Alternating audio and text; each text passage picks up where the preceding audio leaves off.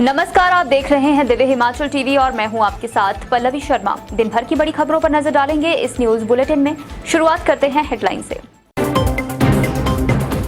Tribal status से प्रभावित नहीं होंगे अनुसूचित जातियों के हक। पुरानी पेंशन बहाली को वोट फॉर ओपीएस अभियान शुरू, 15 दिन से अनशन पर कर्मचारी। सोलन के होटल में बेहोशी की हालत में छोड़कर भाग गया एजेंट, विदेश भेजने के नाम पर काउंसलिंग को बुलाए थे 8 युवक युवतियां।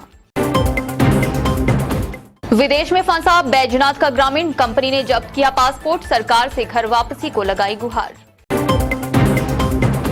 हमीरपुर के युवक की नाइजीरिया में मौत, बैडमिंटन खेलते वक्त पड़ा दिल का दौरा। भुंतर के सेब अनार व्यापारी को 1.5 लाख की चपत, पंजाब का शातिर जीप मालिक 133 क्रेट लेकर फरार। कांग्रेस की नजर में महिलाओं की कीमत सिर्फ 1500 रुपए। और अब समाचार विस्तार से। हाटी समुदाय को अनुसूचित दर्जा मिलने के बाद अब सियासत भी शुरू हो गई है। इसको लेकर सीएम जयराम ठाकुर ने साफ किया है, अभी हाटी समुदाय को ट्राइबल स्टेटस मिला है, एरिया को नहीं। वहीं विपक्ष पर सियासी प्रहार करते हुए सीएम ने कहा कि जो काम बड़े लोग नहीं कर पाए वह छोटे ने कर दिया। देखिए ये रिपोर्ट। मुख्यमंत्री जयराम ठाकुर ने साफ किया है कि सिरमौर जिला के हाटी समुदाय को मिले ट्राइबल स्टेटस का असर इस क्षेत्र के अनुसूचित जाति के लोगों पर नहीं होगा।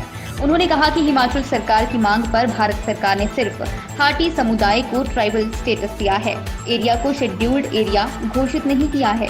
यह प्रक्रिया जब शुरू होगी तो इस बारे में विचार किया जाएगा। फिलहाल अनुसूचित जाति के हकों को सुरक्षित रखा गया है और इन पर लागू आरक्षण और अन्य कानून उसी तरह प्रभावी रहेंगे। सिरमौर जिला की सबसे बड़ी मांग को भारत सरकार से पूरा करने के बाद मुख्यमंत्री जयराम ठाकुर शिमला में मीडिया को संबोधित कर रहे थे। सीएम ने कहा कि अब लोगों को विशेष योजनाओं का लाभ मिलेगा। जयराम ठाकुर इस दौरान राजनीतिक हमला करने से भी नहीं चूके। उन्होंने कहा कि विपक्षी दल में जो लोग खुद को बड़ा होने का दावा करते हैं उन्हें भी सबक मिल गया होगा कि जो बड़े लोग नहीं कर पाए वे मेरी तरह एक छोटे से आदमी ने कर दिया। उन्होंने कहा कि चाहे बल्क ड्रग पार्क को लाने की बात हो, चाहे नालागढ़ में आए मेडिकल डिवाइस पार्क की बात हो, अब हाटी समुदाय को ट्राइबल स्टेटस ने भी इस बात को साबित किया है कि डबल इंजन की सरकार से राज्य के लोगों को फायदा होता है।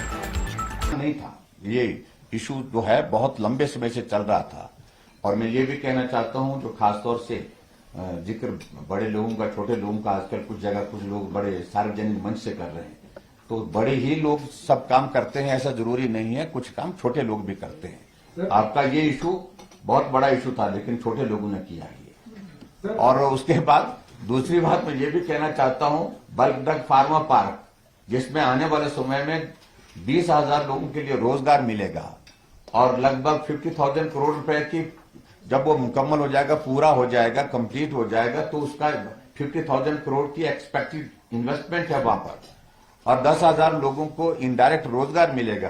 तो बड़े लोग नहीं कर पाए ऐसी चीजें, छोटे लोग भी करते हैं, कई देश को संकित हुए। तो ऐसा नहीं है कि भाई जो बड़े बड़े लोग बार बार रहे हैं उनसे वो अपने दिमाग में इन बातों को मेहरबानी करके निकालें, उतारें और छोटे लोगों को काम करने का मौका मिला। छोटे लोगों के साथ काम करके मिल करके काम कर रहे हैं और इसलिए हम इतना ही कह रहे हैं तो रिवाज बदलने का काम भी छोटे लोग करेंगे इस बार। तो बड़े लोगों के बारे में मैं ज्यादा नहीं कहता, मैं छोटा आदमी भाई। पुरानी पेंशन बहाली के लिए कर्मचारियों ने वोट फॉर ओपीएस अभियान शुरू कर दिया है। पुरानी पेंशन पाने के लिए ये कर्मचारी 15 दिन से अनशन पर डटे हुए हैं। पुरानी पेंशन बहाली को लेकर पिछले 15 दिनों से मंडी शहर के सेरी चाननी में बैठे कर्मचारियों ने आज से वोट फॉर ओपीएस अभियान शुरू कर दिया है। क्रमिक अनशन के 15वें दिन जोगिंदरनगर ब्लॉक के कर्मचारियों ने भाग लिया। जोगिंदरनगर ब्लॉक अध्यक्ष लखनपाल ने बताया कि कर्मचारी पिछले 15 दिनों से ओपीएस बहाली की मांग को लेकर आंदोलनरत हैं, परंतु अभी तक सरकार की तरफ से उन्हें न तो वार्ता के लिए बुलाया गया है और न ही किसी प्रकार का कोई आश्वासन दिया है, जिससे कर्मचारियों में सरकार के प्रति भारी रोष है। उन्होंने कहा कि आज से ओपीएस की बहाली को लेकर पूरे प्रदेश में वोट फॉर ओपीएस अभियान शुरू किया जा रहा है, जिसका शुभारंभ धर्मशाला से एनपीएस कर्मचारी महासंघ प्रदीप ठाकुर ने किया। विदेश में नौकरी के नाम पर सोलन के एक होटल में ठहराए 8 युवक युवतियों को बेहोशी की हालत में छोड़कर एजेंट फरार हो गया। एजेंट ने जर्मनी भेजने के लिए यहां काउंसलिंग करने के लिए कमरे बुक करवाए थे। होटल कर्मियों ने इनको अचेत अवस्था में देखकर पुलिस को सूचना दी। गत बुधवार को शहर के माल रोड पर स्थित होटल में ठहरे कुछ लोग अचेत अवस्था में होटल के कमरे में मिले थे। इसमें 5 युवक व 3 युवतियां गुजरात से सोलन नौकरी की चाह में आए थे, लेकिन एजेंट उन्हें चकमा देकर बेहोशी की हालत में एक होटल में छोड़कर भाग गया। जानकारी के अनुसार इन लोगों को जर्मनी भेजने के नाम पर काउंसलिंग करने के बहाने एजेंट ने कमरा लेकर यहां ठहराया था। अतिरिक्त पुलिस अधीक्षक सोलन अजय कुमार राणा ने बताया कि देर शाम पुलिस थाना में सूचना प्राप्त हुई कि होटल में कुछ लोग अचेत अवस्था में कमरे में पड़े हुए हैं। सूचना मिलते ही पुलिस टीम मौके पर पहुंची और खुद भी मौके का मुआयना किया। अचेत अवस्था में पड़े युवक युवतियों को 108 एम्बुलेंस की मदद से क्षेत्रीय अस्पताल पहुंचाया गया। होटल व आसपास के सीसीटीवी फुटेज को भी खंगाला जा रहा है। पुलिस आरोपी की तलाश में जुटी है। बैजनाथ की पंचायत सोनपुर के ब्रह्मदास ने विदेश से घर वापसी के लिए सरकार से मदद मांगी है। ब्रह्मदास विदेश में नौकरी करता है और कंपनी ने उसका पासपोर्ट जब्त कर रखा है और सैलरी भी नहीं दे रही है। ब्रह्मदास ने अपनी आपबीती सोशल मीडिया के माध्यम से सुनाई है। विदेश में एक कंपनी में कार्यरत बैजनाथ की पंचायत सोनपुर के रहने वाले ब्रह्मदास ने प्रदेश व केंद्र सरकार से अपने गांव लौटाने की गुहार लगाई है। ब्रह्मदास ने सोशल मीडिया के माध्यम से वीडियो अपलोड कर अपनी आपबीती सुनाई है। मेरा matter Himachal Pradesh to central government India to high commission of Tanzania तक होते हुए इधर ईस्ट अफ्रीका स्टार्च कंपनी में, जहां मैं इस समय हूं, पहुंच चुका है, लेकिन फिर भी मेरा पासपोर्ट नहीं दिया जा रहा है। माननीय जयराम ठाकुर जी से मेरा निवेदन है कि कृपा करके मुझे यहाँ से निकालने की कृपा करें। मैं बहुत परेशान हूँ। उसने बताया कि विदेशी कंपनी ने उसका पासपोर्ट जब्त कर रखा है, साथ में उसे कंपनी ने रिटर्न टिकट नहीं दिया है और 8 जून से रिलीव कर सैलरी भी बंद कर दी है। अब उसका अपने गांव लौटना मुश्किल हो गया है।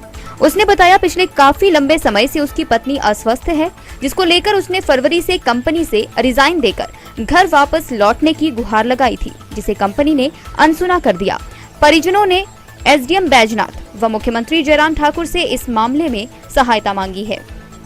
मैं गलाई सकती हूँ, मेरा बेटा घर आया है और परिवार वाला है, वो बेटा मेरा धर्म पुत्र पाया मैंने। कुर्सी का सहारा नहीं, सहारा नहीं है, कुछ नहीं है, घर डरना लग गया। सोनपुर रहने वाली हूँ, प्रमीला देवी नाम है मेरा पति जानिया में काम करता है। वो साल हो गई उनको, 2-3 महीने उन्होंने पेमेंट दी, 2-3 महीने से नहीं दे रहे ना, घर को भेज रहे हैं। हमारी यही गुजारिश है भाई जल्दी से जल्दी हमारी हेल्प किया जाए करने और घर को भेजा जाए। वो 2-3 महीने से पेमेंट दी और 2-3 महीने बाद बोले भैया आप घर को चले जाओ। कहने भैया अब हमारे पास काम खत्म हो गया। फिर उन्होंने रिजाइन दे दिया, भाई मेरे घर में मेरी तबीयत खराब हुई, भाई मेरे को भेज दो। उनके पास से काम करता, उन्होंने पासपोर्ट नहीं दिया ना वो भेज रहे। सिंह, प्रधान ग्राम पंचायत सोनपुर। सरकार से अनुरोध करता हूं कि ये जो ब्रह्मदास जी है, ये अति निर्धन परिवार से संबंधित है। मैं सरकार से विनती करता हूं, अपने सांसद महोदय श्रीमती इंदु गोस्वामी जी से, हमारे मुख्यमंत्री जयराम ठाकुर जी से, प्रधानमंत्री नरेंद्र मोदी जी से आग्रह करता हूं कि इस परिवार को जो इस टाइम बड़ी मुसीबत में है, इसको अतिशीघ्र जो है इनकी समस्या का समाधान किया जाए। विदेश में नौकरी करने गए हमीरपुर के युवक की नाइजीरिया में मौत हो गई है। बड़सर के राजेंद्र शाम के वक्त साथियों संग बैडमिंटन खेल रहे थे कि अचानक दिल का दौरा पड़ने से उनकी जान चली गई। आज उनकी पार्थिव देह घर पहुंची और अंतिम संस्कार किया गया। परिवार के भरण पोषण के लिए विदेश गए युवक की हृदयघात से मौत हो गई है। बैडमिंटन खेलते समय अचानक व्यक्ति को दिल का दौरा पड़ गया। युवक की मौत के बाद उपमंडल बड़सर के गांव पध्यान में मातम पसर गया है। शव पैतृक गांव पहुंचते ही चीख पुकार से माहौल गमगीन हो गया। मृतक नाइजीरिया में नौकरी करता था, वहां पर ही उसे हृदयघात हो गया। जानकारी के मुताबिक राजेंद्र निवासी गांव पध्यान पिछले 8 वर्षों से नाइजीरिया में नौकरी कर रहा था। राजेंद्र सायंकाल अपने दोस्तों के साथ बैडमिंटन खेल रहा था कि अचानक दिल का दौरा पड़ गया और उनकी मौत हो गई। युवा अवस्था में अचानक से उनका चले जाना तथा 2 छोटी बेटियों के सिर से पिता का साया उठ जाना बड़ी क्षति है। जिला कुल्लू के भुंतर में व्यापारी से अनार और सेब खरीदकर पंजाब का जीप मालिक फरार हो गया है। इस व्यापारी को पंजाब के एक जीप चालक और मालिक ने 1.5 लाख की चपत लगाई है। शिकायतकर्ता ने पुलिस से कानूनी कार्रवाई करने की मांग की है। जिला कुल्लू के भुंतर के सेब अनार के व्यापारी को पंजाब के एक जीप चालक और मालिक ने 1.5 लाख की चपत लगा दी। भुंतर के व्यापारी से अनार और सेब खरीदकर पंजाब का जीप मालिक फरार हो गया। रजत निवासी गांव जिया कुल्लू की लिखित शिकायत पर भुंतर थाना में मामला दर्ज किया गया है। रजत ने आरोप लगाया कि इसकी भुंतर सब्जी मंडी में रजत फ्रूट कंपनी के नाम से आढ़त की दुकान है। 12 सितंबर को उसने पंजाब की एक जीप में बरनाला सब्जी मंडी ले जाने के लिए अनार व सेब की कुल 133 क्रेट लोड किए थे। उस जीप के ड्राइवर ने अपना नाम गुरदीप सिंह पुत्र जगनीर सिंह निवासी मकान number 392 Najd rice mill Muktsar Punjab बताया। पंजाब का ड्राइवर सेब व अनार की 133 क्रेट अपनी मर्जी से कहीं और ले गया। इन फलों की अनुमानित कीमत करीब 1.5 लाख रुपए है। प्रदेश का सर्वाधिक लोकप्रिय मीडिया दिव्य हिमाचल एक बार पुनः अपने पाठकों के लिए लेकर आया है एक लकी योजना कौन बनेगा लखपति, जिसके तहत प्रथम विजेता को दिया जाएगा 1 लाख का नगद पुरस्कार व रेफ्रिजरेटर, वॉशिंग मशीन से लेकर अन्य ढेरों पुरस्कार। तो आज ही अपने नजदीकी एजेंट या हॉकर से अपनी दिव्य हिमाचल की प्रति सुनिश्चित करवाएं व जुड़ जाएं दिव्य हिमाचल के इस लकी कूपन योजना के साथ। अधिक जानकारी के लिए पढ़ें दिव्य हिमाचल अखबार या संपर्क करें 01892 264713 पर। चुनावों से पहले नेताओं में सियासी जंग शुरू हो गई है। विभिन्न राजनीतिक दल जनता को रिझाने के लिए कई तरह की घोषणाएं कर रहे हैं। ऐसे में कांग्रेस द्वारा जनता को दी गई गारंटियों को लेकर सांसद इंदु गोस्वामी ने विपक्ष पर हमला बोला है। देखें ये रिपोर्ट। कांग्रेस ने वर्षों तक देश में राज करने के बाद महिलाओं की कीमत 1500 रुपए लगाई है। ये बेहद शर्मनाक है। यह बात भाजपा सांसद इंदु गोस्वामी ने गुरुवार को हमीरपुर के बरोहा में भाजपा महिला मोर्चा सम्मेलन में कही। कार्यक्रम में राज्यसभा सांसद इंदु गोस्वामी बतौर मुख्य अतिथि पहुंची थी। उन्होंने कहा कि चुनावी घोषणाओं में कांग्रेस ने महिलाओं को मात्र 1500 रुपए देने की बात कही है। उन्होंने कहा कि क्या आजादी के 75 साल के बाद 1500 रुपए के बदले वोट लेने की राजनीति करना उचित है। गोस्वामी ने महिला मोर्चा के सम्मेलन में मंच से कहा कि प्रधानमंत्री नरेंद्र मोदी ने महिलाओं की महत्ता को समझा और उन्हें उचित स्थान पर पहुंचाया। आज वार्ड पंच से लेकर एमपी राष्ट्रपति तक महिलाएं पहुंची हैं। ग्रामीण महिलाओं के लिए केंद्र और प्रदेश की जयराम सरकार ने उज्ज्वला गृहिणी जैसी योजनाएं शुरू की हैं। हिमाचल में बढ़ती महंगाई को भाजपा सांसद इंदु गोस्वामी मुद्दा नहीं मानती।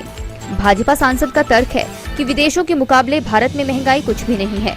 कोरोना काल के बावजूद थोड़ी महंगाई बढ़ी है। उनका दावा है लोग थोड़े से गुजारा कर लेंगे, लेकिन देश नरेंद्र मोदी का सिर नीचे नहीं होने देंगे। उनका कहना है राहुल गांधी विदेश का दौरा करते रहते हैं, वे जरा वहां पर धरातल पर महंगाई को देखें। चलते चलते में नजर डालेंगे कुछ और बड़ी खबरों पर। रोहडू में नशीली दवा पिलाकर महिला से किया दुराचार, रिश्तेदार ने होटल में ले जाकर अंजाम दी वारदात। शिमला में बस सवार युवक से पकड़ा 39 ग्राम चिट्टा, एसआईयू की टीम ने गुप्त सूचना पर की कार्रवाई। प्रदेश में 10वीं के छात्रों ने अंग्रेजी और जमा 2 के छात्रों ने दी गणित की परीक्षा, केंद्रों में सीसीटीवी की निगरानी में हुए एग्जाम। बिजली बोर्ड में जेओएआईटी के आरएनपी नियम तय, बीओडी में तय नियमों की बोर्ड प्रबंधन ने जारी की अधिसूचना। आज के न्यूज बुलेटिन में बस इतना ही। रात 9 बजे देखना न भूलें शिमला से हमारा विशेष लाइव प्रसारण।